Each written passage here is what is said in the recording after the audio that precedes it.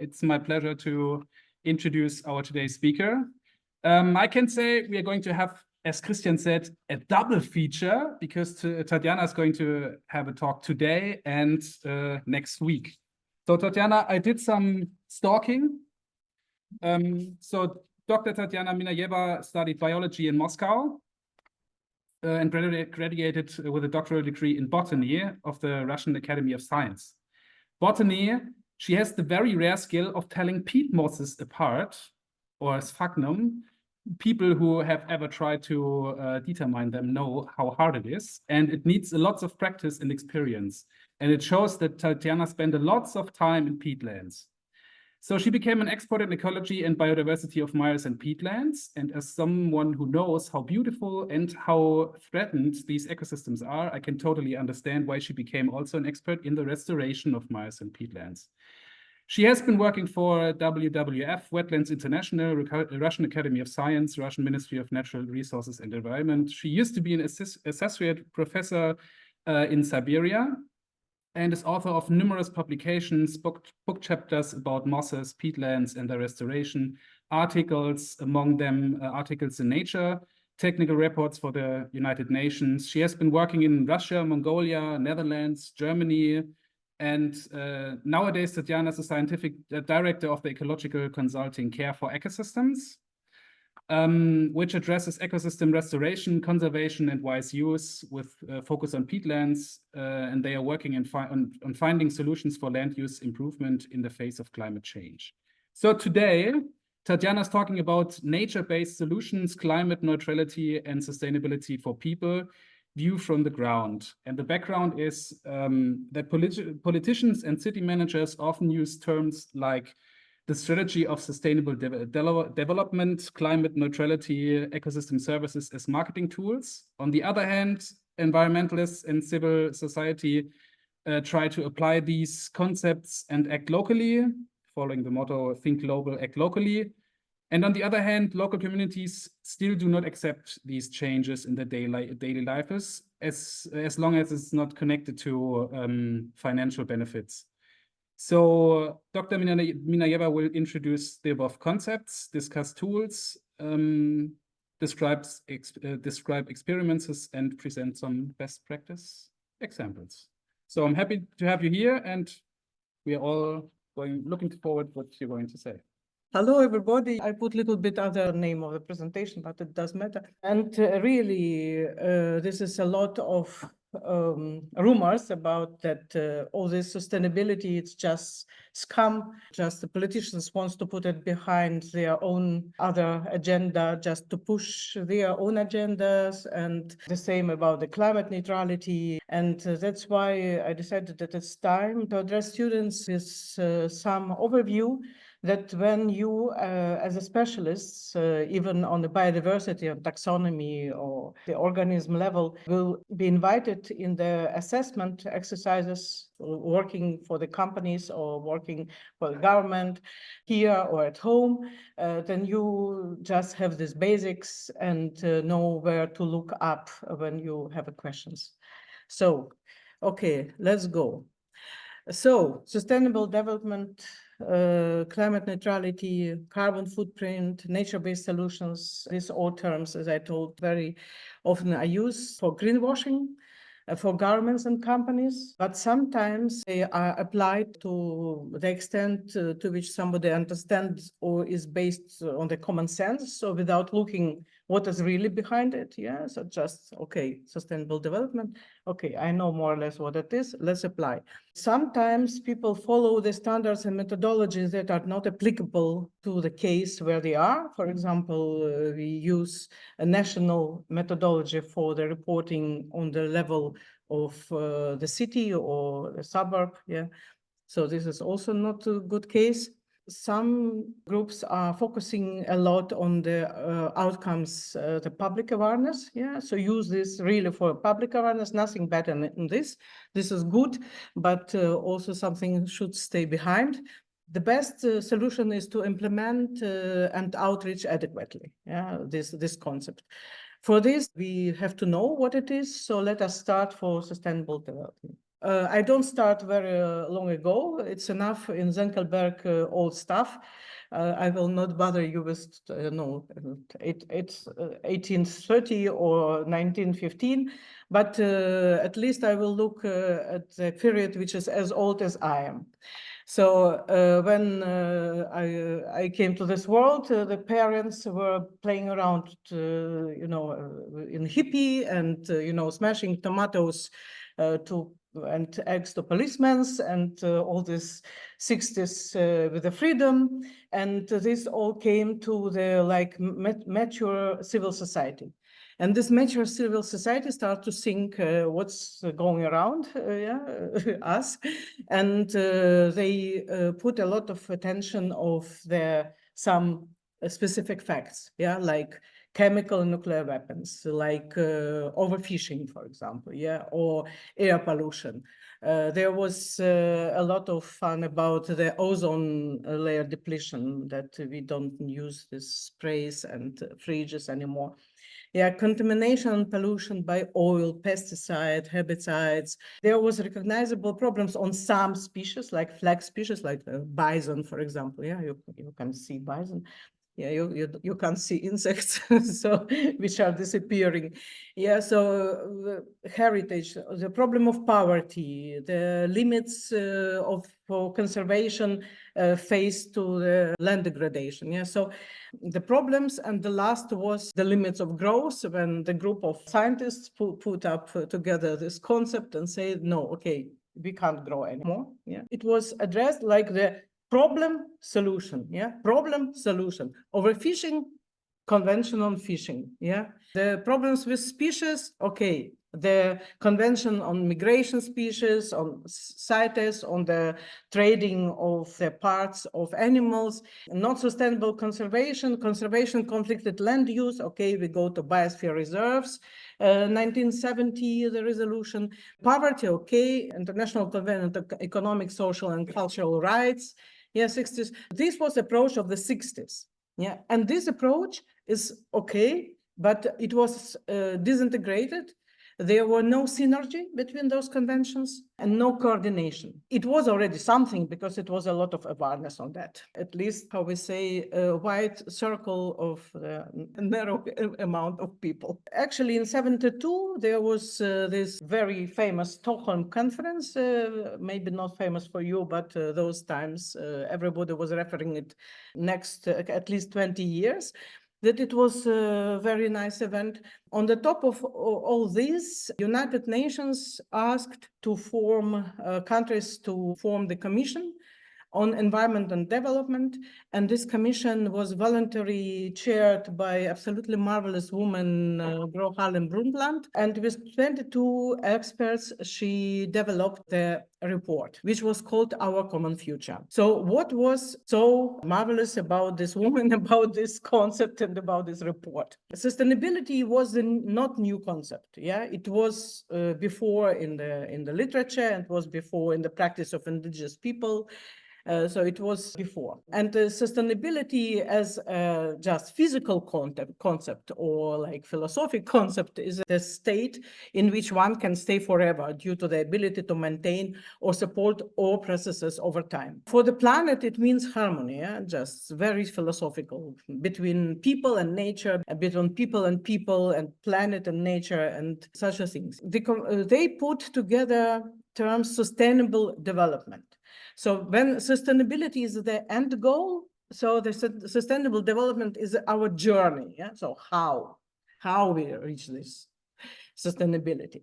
And this development, it was actually identified, and Brundtland gave the definition that the development is sustainable if it's ensured that it meets the needs of the present without compromising the ability of future generations to meet their own needs. So you can use nature resources today and other resources, but we have no other resources than nature, because everything what we are eating, buying, using, comes from nature, because there's no other way, because there's no other source in this planet. This is nature. Everything what we consume is produced by nature. This report is systematic, it was balanced, respects generations, and it includes development.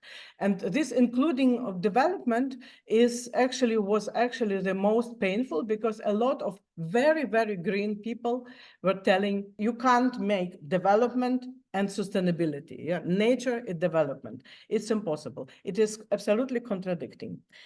Anyhow, the term is there, sustainable development. So once more time about what was new and what was absolutely pressure in this document. First, this systemic approach. What Brundtland wrote in her introduction, that there is no environmental crisis, development crisis, or energy crisis. They all are one crisis.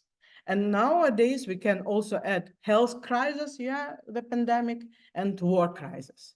Because the concentration of wars on the planet is already overriding. This is actually one crisis. There's no different crisis. This is only one crisis. And because everything is connected, because these wars, they are not only wars, but if you really analyze deeply, these are the wars for resources. During the climate change, when you have the shortage of these resources. And then we are under pressure, and then there are the wars. This is not just the games of politicians. Even if it's games of politicians, producing more weapons is moving economy, which is down because of the health crisis. So this is one crisis. So this IUCN makes this picture after this report, where you have three elements: society, environment, economy, and they should always be together. And you can act only in this red line. Only there you can act. So it should be balanced. And then intergeneration equity means that no one following the current generation should pay for the mistakes of the current generation. So our children, our grandchildren should not pay for our mistakes, should not. And this is what actually came to the agenda already in 1992, when seven speaking in the United Nations, absolutely the same words like Greta, later. If we have such a beautiful document, a comprehensive large document, a lot of the ideas, already for 35 years, why we are still there. We had the good instruction to use actually our planet, the guidelines, already 3,000 years ago. The guy gave us the user manual for the Earth, and then this was the first contradiction: sustainability versus development. The golden towers. This is the first case when the sustainable development was missed by us 3,000 years ago. Then some education and awareness was undertaken. The instruction was ruined by Moses. Next instructions came, it was really awareness, and people started to implement with some gaps. But anyhow, 3,000 years later, today, we still are asking, are we on the wrong pathway, or it is impossible to have humans on this planet at all? What I'm missing in Brundtland report, and also in this 10 statements for the first guidelines how to sustainably use this planet, this is the human, the individual. Because Old Testament is addressing individual, but it's saying, don't do this, don't do this. What to do then? And Brundtland report is also addressing society, governments, communities, I don't know, whoever, but not individual. So what happened after our common future? Happened Rio in 1992, and key conventions were signed. So what is convention? Convention is when you put the rules, don't do, little bit of do, but addressed to the governments mainly, to the contracting parties. And time to time, these conventions have to check how the global level is going by national reporting. So there's three conventions which are called Rio Conventions, which started in 1992. They were signed a little bit later, but anyhow, United Nations Combat to Desertification. This is not addressing only desertification. This is about land degradation. This is absolutely wide convention. They started from desertification, but now they address any land degradation, peatland drainage here, everything here, yeah. So our northern Germany and Netherlands on the drained peatlands are there. This is land degradation, biological diversity, and climate change. Starting from Rio, there was three strategies which were really focused on sustainable development. The first, Agenda 21, is horrible, unreadable, absolutely unfriendly to people document. You can't really work with this. You can't report on this. You can't understand what they were meaning, how they are connected. The first try, but it was there. We were working on it. And then there was intermediate document, this Millennium Development Goals. It was only 8 goals. They were mainly focused on the developing countries. They were good indicators. And actually, when they made this assessment, they say that they were successful. The only problem, the success was because of China, because China was developing very fast. But statistically, the success was showed. And then 2030 Agenda for Sustainable Development, this famous 17 goals. This is heavy stuff, but actually this is the most comprehensive action plan which was developed until now.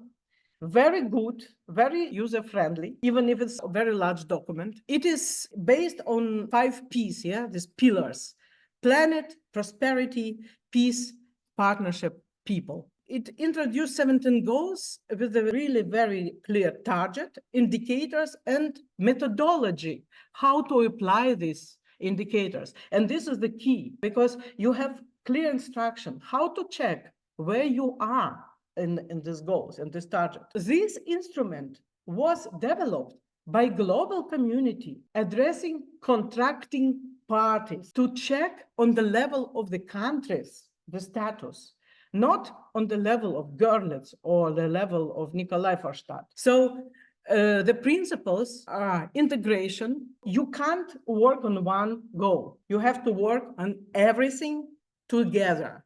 Little bit, but together. Without integration, doesn't work. Universal. All types of countries are addressed.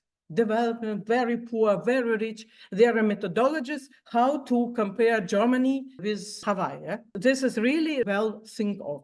Inclusive, it engage all sectors. So all sectors should be in. NGOs, civil society, no civil society, business, science, children, governments.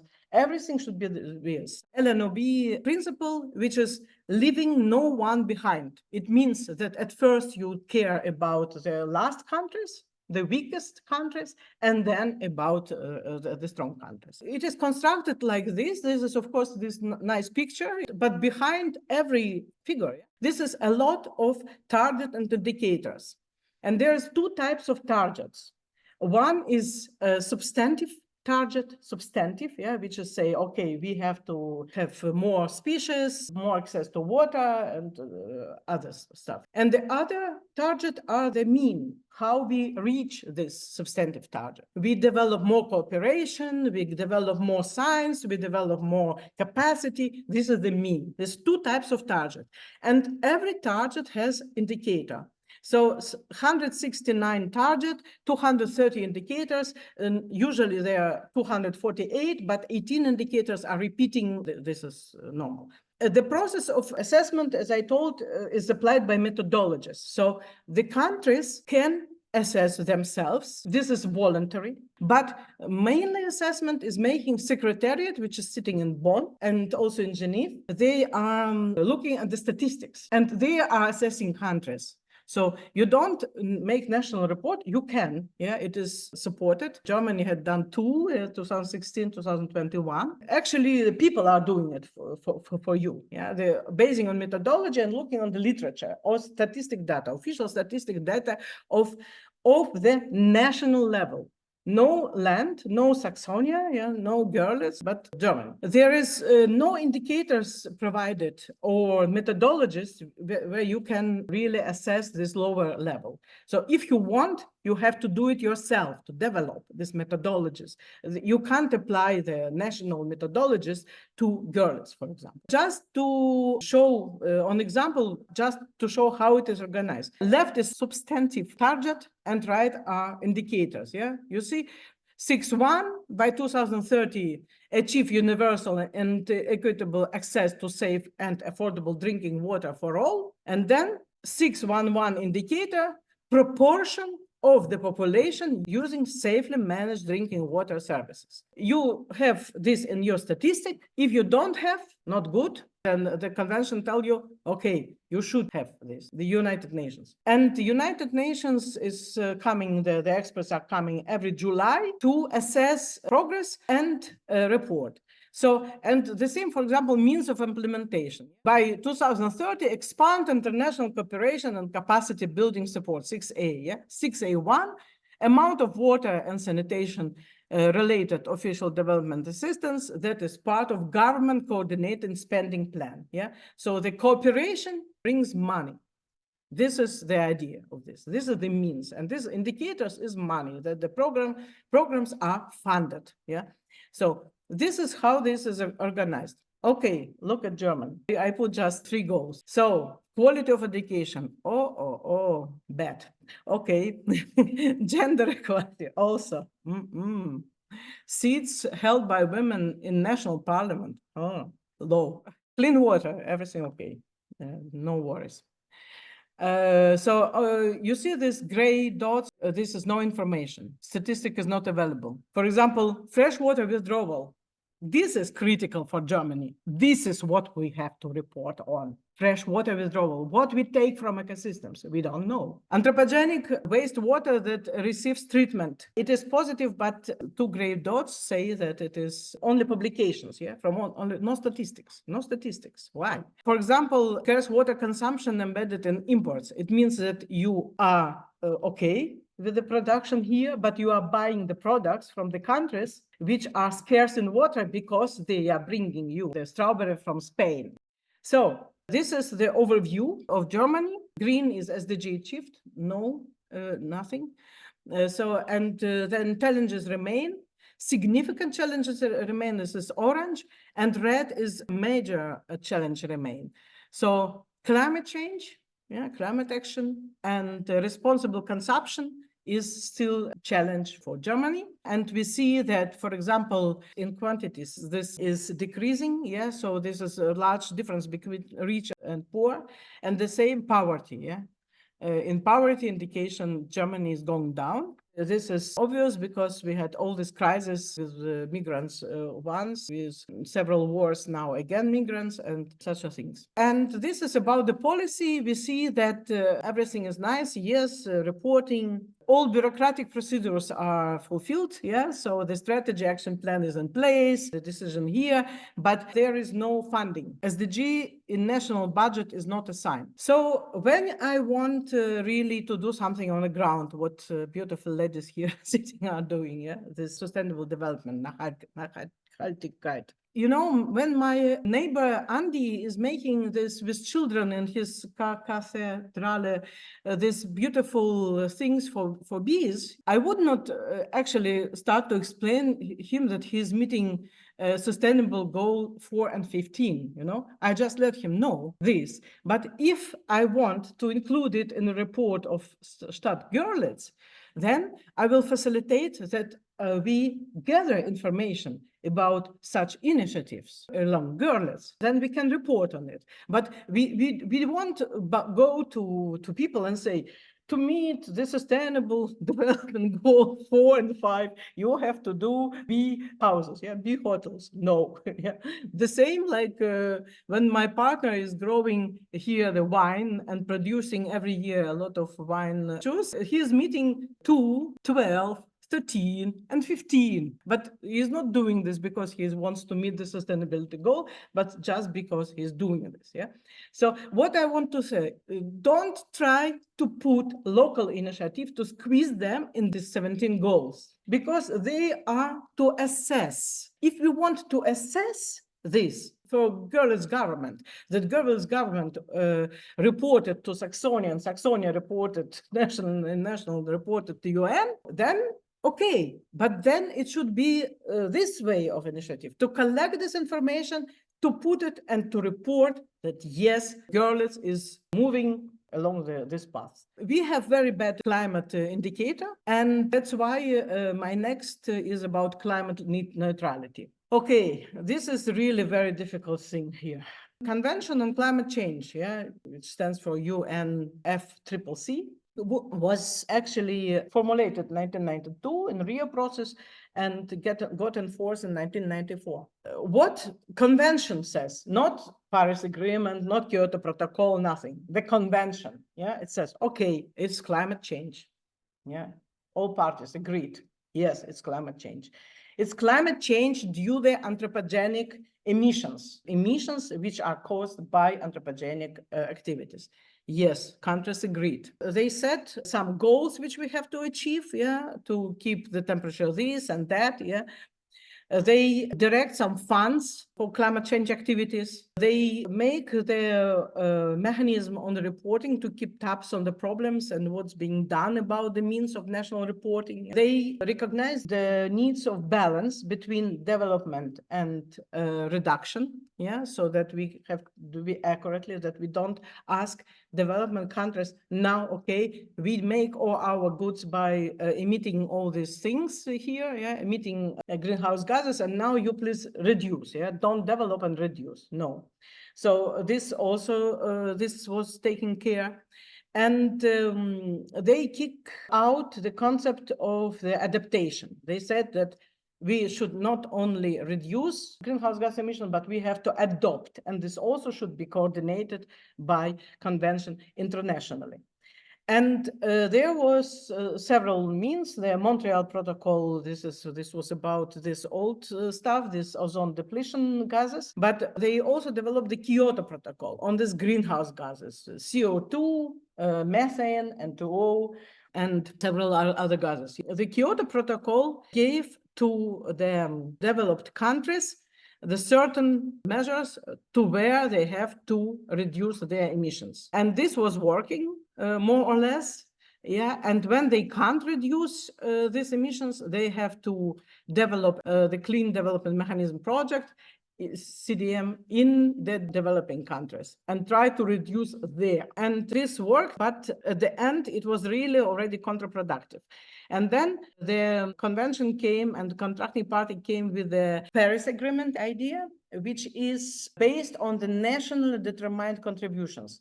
Each country developed a document, yeah, nationally determined contribution. It says, I am going to reduce this and this until 2020. It was 2015, yeah. Then 2025 and so on, yeah. Every 5 years, they have to review this NDCs. And in this NDCs, there was not only reductions but also adaptation. And this is also the new, that the countries had to report on own adaptation to make the NAPs, National Adaptation Plans. This was new, and this is now in operation since 2015. And we have to understand that climate action has these two parts, mitigation and adaptation. When you hear mitigation, when you hear is in the business, this is the mitigation of impact, and this is confusing, yeah? When you make the environmental impact assessment, I say, okay, you can stop this activity or mitigate the impact. Forget this. This is the other terminology, the other branch of knowledge. In climate convention, mitigation means only one, reduction of emissions. And emissions are of two types, absolutely equal, from industry and transport. This is the one group, yeah, everything which is technical. And the other group of emissions is from the land use change. So the land, if it's not used properly, becomes the source of emissions, the same like the factory. If you drain peatland, all carbon which was accumulated there in 10,000 years start to go to the atmosphere. So the plants were working 10,000 years to take the CO2 from the atmosphere, put it into the cellulose, yeah, then to organic, and then to peat, and then we drain it, and in 20 years, everything which was accumulated by plants for 10,000 years go to atmosphere. So the main source of emissions in the land use change are peat and other organic soils, agricultural organic soils, forestry and organic soils, and wetlands, which is actually our lovely here ponds and reservoirs. So wetlands, which are accounted in the convention as a source of emissions, are ponds and reservoirs.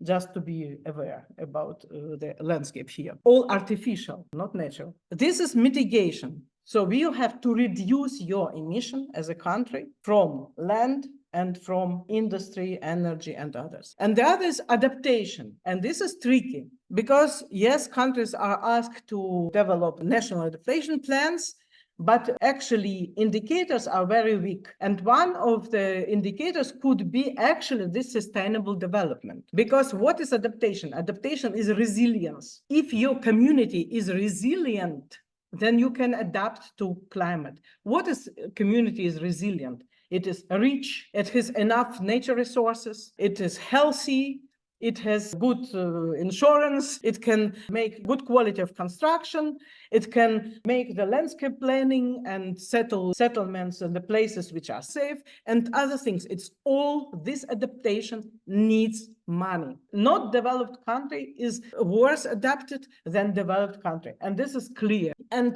very often you hear this CO2. You have to be aware, I don't know, I hope you are aware, but it is not about CO2. In the convention, they use CO2, often say CO2, but it is CO2 equivalent. So the emissions are measured in the tons on CO2 equivalent on the, and then if land use hectare, if the technical process on the process, yeah, or for example, agriculture, yeah, to produce 1 ton of meat, you emit so and so and so CO2 equivalent.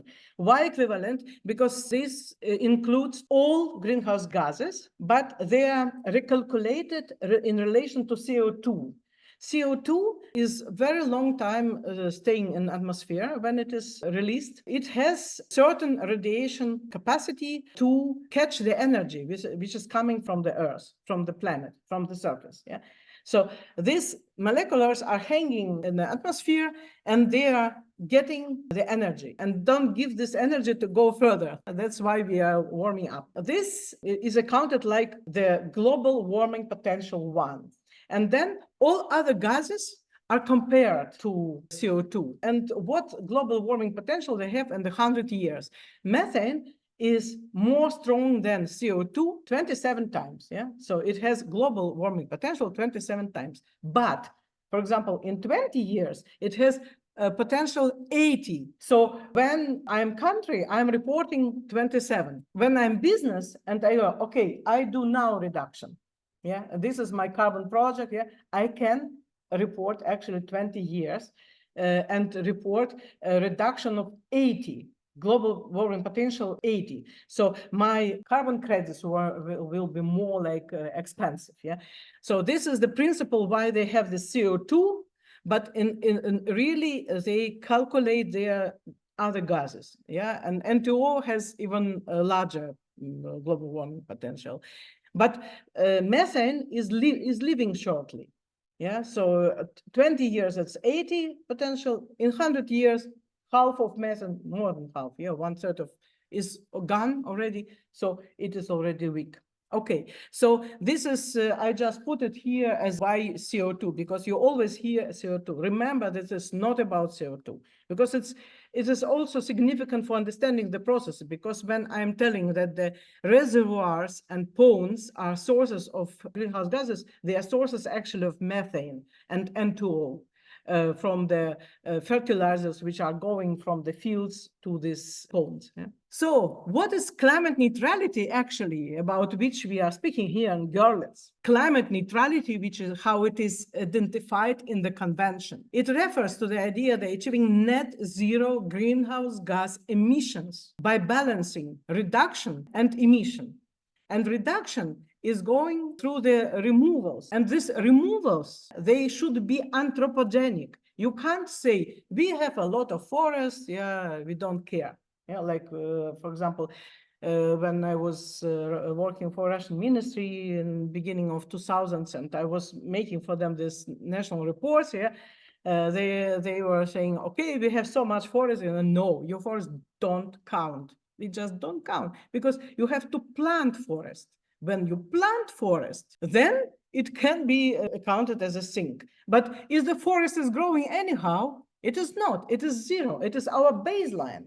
Yeah, we have forests which are taking CO2. We have wetlands, for example, which are emitting methane. Yeah, natural, but nobody counts them because they are natural. This is our baseline. And then we start to change land. We start to drain, we start to plow, we start to make grasslands, we start to cut trees. Yeah, when we cut trees, we are losing sink. When we drain peatland, we are making source. And this is the way of the accounting, how we account the sources. Okay, so we have anthropogenic absorption and anthropogenic emission, and we have to go to the status when they are equal, and then we will have zero. When the anthropogenically made removals are equal to our emissions. This is net zero concept. It is all about emissions. It even doesn't shame upon them include the adaptation, which is stupid, of course, because they have to somehow motivate and incentivize countries to report on adaptation. But climate neutrality is about emissions. So we have at first to count how much emissions we produce. At first, we have to make inventory, how much we produce. And then we can claim reductions, because if we don't know our baseline, we can't claim a reduction. This is obvious. And if we don't count our reduction, for example, like country, so Secretariat will count our reduction using the very general methodology. And here in these squares, I put the anthropogenic emissions. If we address land use change sector, which is most cheap. This is cheap nature-based solution. The most cheap is to address land-based emissions. Then we can still allow ourselves to emit from energy, which is very difficult to reduce. So I will show you now. Okay, nature-based solutions, great. So this is from 2016. There's no new good overview. Sources, yeah? The global sources of emissions. Energy, 73%, yeah? Different types of energy. And then agriculture and forestry land use. This is not like the small part. It is almost 20%. 20% of global emissions is going because we are changing our land, because of the land use. So waste and industry, cement, chemical, the 2, 3, and we are blaming them all the time. Of course, we have to. But anyhow, just to understand, the energy sector, if we are speaking about city, this is energy use in buildings, road transport. This is land use change also in the cities, yeah, because we are sending a lot of the dissolved organic carbon through our rivers, through our drainages, from parks, from all our nice places here in Görlitz to Neise, and this is a source of emission. And then we have to just find out what is the distributions of these emissions sources in our suburb, city, district, yeah. So this should be our report, our baseline. And then there is the methodologies, how to make these inventories. I will not stay long, but 2006, this methodology, which was assigned with Nobel Prize. I'm also author, by the way. Then there was 2 supplements, one 2013 and 2019 is refinement. There was actually here are in 2019, the latest emission factors for the ponds and reservoirs for the wetlands which are permanently flooded. So developed countries has to submit inventories every year. National inventory. This is the tons and tons of Excel spreadsheet where you put the figures. The developing countries, not so often. In all cases, starting from 2017, this all is accounted to your NDCs, National Determined Contribution, and says, okay, you promised to 2033, now, okay, minus, good, minus, or plus, yeah? So it is connected to NDCs now. And how do countries report? This is very primitive description, yeah? there's so-called emission factors, which we put in this IPCC guidelines. Emission factors are related either to the process or to the land, to the hectares. For example, we know that the 1 hectare of drained peatlands is 20 tons equivalent CO2 per year per hectare. This is emission factor. Or we know that to develop 100 kilo of meat will end up in the emission of so and so CO2 equivalent, methane and energy, which is for agriculture. Okay, and then we have statistic report, and Germany is saying, I have produced so and so tons of meat. This is your emission. Goodbye. If you produce so and so meat, you emitted so. But if you want to show less, then you have to develop your own emission factors, national, to make the study, to publish it and say, look, in this case, I have less, and this case, I also have less, and then you can report less. But then you can invest into science.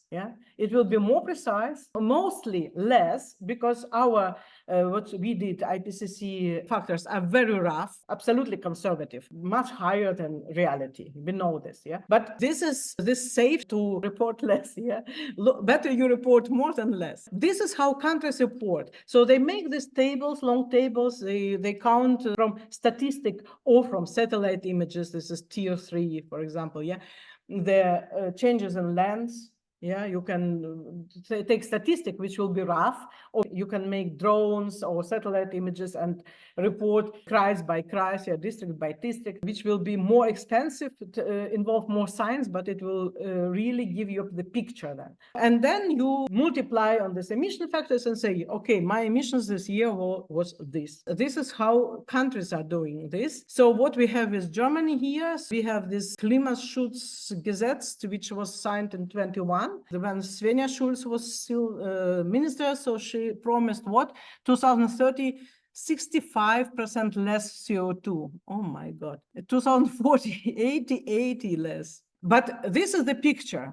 And you see that why this is dropping here. I can tell you why, because I was working for Russian ministry and I know this. Because East Germany came to West Germany, Because after 90, there was no development in the economy, for example, in Soviet Union, and we were reporting, and then in Russia, and we were reporting this dramatic decline because all industry went down. And when West Germany with high industry swallowed East Germany, where was decline in the industry, then you have this decline. This has nothing to do with the good activities, climate actions. This is natural decline because of the unification of two economies. So, and then when it is already get balanced, 2005 and 2010, this is plateau more or less, and very, very slow down. And during COVID is dropping. This all globally there was less emissions during COVID, and then again not very promising because the last one, I think here it is Schätzung 2023 assessment. So they expected nice expectation. We will see. So this is how it is on the national level. What with the non-parties on non-national level? So subnational governments are designated by convention as non-state entities. And they can take part in this nice program, climate neutral, and they can calculate themselves using all these methodologies and mechanisms and see if Görlitz is climate neutral or not through this calculation. But you need a lot of data, really a lot of data. Because you need all the industries. If you want to put tier 2, tier 3 emission factors, then you have to make research on these emission factors. The same on the, if we assess the kreis, the same on the land use. But this is nice mechanism. You have lifestyle calculator also for individuals, what also here in Görlitz, the Nachhaltigkeit Initiative is doing. So this is nice instruments. The European Parliament, the European Council Commission has projects on climate neutrality for cities. And one is research project on EU Horizon. And we here in Görlitz have Trust project, which actually is, as I understood this project, this is the strategy for change. So this is more strategy for change, they are not looking actually at these emissions. They understand that there are emissions which they should reduce, but by changing the lifestyle, changing the concept, changing this and that, you can go on their web page here. This is the Görlitz project. And what they presented as a result of a lot of consultations, this is just the strategy of change. There is no baseline assessment of emissions for Görlitz, and we don't know what we have to change, which sectors are contributing the most. So if you want to be climate neutral in 7 years, as our government promised here in Görlitz, so I think that it's problematic because, first of all, we don't have enough background science to speak about emissions. We have the science to speak about the transformation. So my questions actually to this group is, of course, everybody knows this symbol of climate neutral city, Görlitz, yeah, this bus, ugly bus with diesel moving through the old town, yeah, and making a lot of emissions and frightening normal tourists, not who wants to participate in Görlitz. And my questions to this group is actually what indicators of climate neutrality should we use in Görlitz? Should we really go for counting of the emissions, or just the statistical that we have more solar panels, less heating and such things? Without transforming into emissions, because it needs science and times of researchers. Do we have baseline, especially regarding emissions here? Do we have the target values? And my main question is where are actually nature-based solutions in all this trust scheme? I don't see them there. They just are absent. And then about nature-based solutions in the cities and not in the cities all over the world, we will speak next time. Thank you very much for your attention. Yeah, thank you, Tatiana, for your very nice lecture on sustainability and sustainable development. Are there any questions in the audience? I wonder about the climate accumulation, carbon accumulation and economic development. They say there was significantly less carbon emission during the time when the Soviet collapsed. And then what about now? So the Russian economy has risen a lot since the time, but has there been a lot more carbon emission than before? No, this is not actually much emission. And there are the categories of lands which are not in the classification. For example, abundant rich carbon lands which are covered with forests. Actually, it counts up to 5 million hectares. So it could be a large input, but there are such types of lands, they are absent in the international categories. Because nobody had idea that the land could be just abandoned, not restored. So that's why physically I know that emissions are there, but in national reporting they are not. And about the industry, of course, I think that with this war, there will be a lot of emissions. The industry is going up. Unfortunately, there's this industry which produces death but not wellness. But I think that now industry will officially report on emissions, on the rates of emissions next year. We will see. In June, in April. June is sustainability, climate is April. Next national report. We will see. What do you think about the nuclear reactor? I think that the growth of the chaos is such huge that the risk is very high. So we see Ukraine, yeah? Zaporozhye is under the occupation of Russians, yeah? And Ukraine has no access to it. You know, Russians destroyed Dnipro just for their military needs, yeah? The hydropower station. So nobody can guarantee that they will not destroy Zaporozhye, for example, also for their military needs. Nobody can guarantee this. Yeah, and I think that the chaos. We think that in France maybe this is this is good governance. No, the chaos on governance will increase with the climate change, because you will have the flows of migrants. You will have this crisis, you will have this climate crisis exactly in the countries, droughts, fires, floods, which will demand a lot of the governance capacity, and the governance will dissolve, yeah, in the countries. And this is the main risk for the nuclear.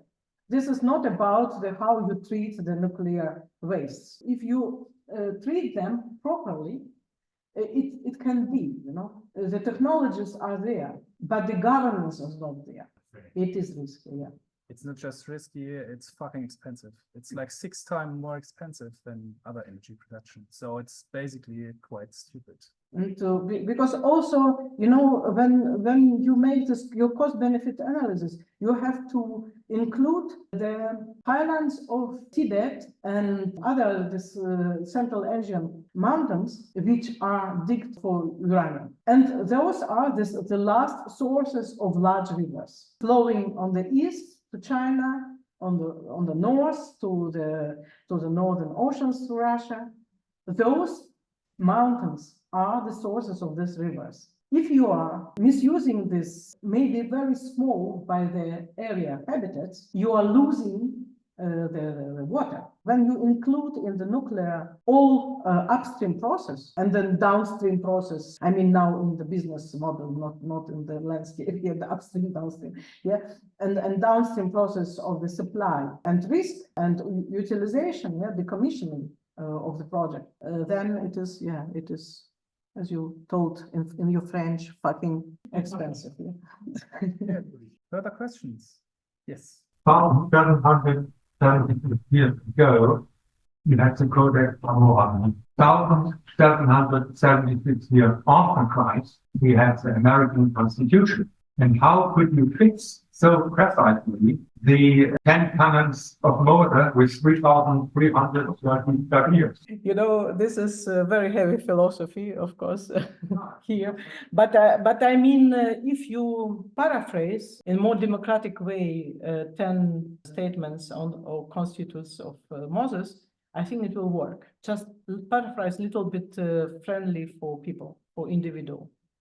It's a question of us to understand. Moses, the Codex of Moses, the 10 Commandments of Moses, are within a clue. They regulate the relations of me versus us. Maybe the people are here. That is regulated by Moses. Yeah. But what we need to fight climate change is us versus them. And this is what Joshua Green has called the tragedy of common sense morality. That must be solved. No, it is, I think this is understanding, because, for example, if you have quite enough empathy and imagination, then you, by caring to the other people, you also care for their land, for the climate, for the everything. Yeah?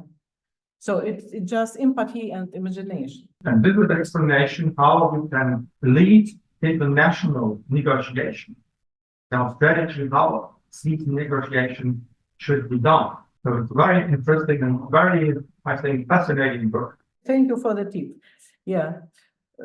Fortunately, I will not anymore, I think, advise any international negotiations. I already get out of this active age.